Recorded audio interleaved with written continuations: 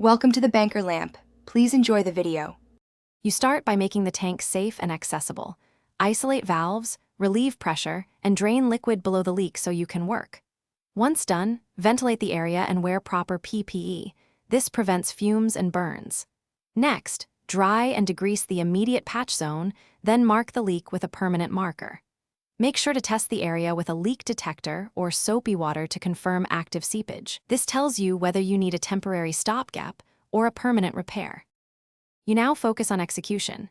Grind to bright metal around the whole back to at least 1/2 beyond corrosion, because adhesives and welds need clean metal to bond.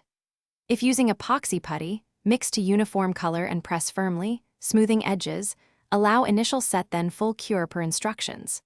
For a permanent fix, prepare and fit a prefabricated patch plate, tack weld, then complete weld passes with controlled heat to avoid warping. Make sure to cool gradually and dress weld seams for a smooth finish.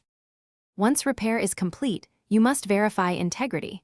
Perform a hydrostatic test at working pressure or per code, watching for bubbles or drops in pressure. After successful testing, coat the area with a compatible corrosion protection and reinstall fittings. Make sure to log the repair details and schedule follow-up inspections. Troubleshooting tip: if the leak persists or rust appears beneath the patch, don't keep repatching. Shut down and replace the damaged section or call a certified welder. Thanks for watching. If this was helpful, leave a like and consider subscribing. See you next time.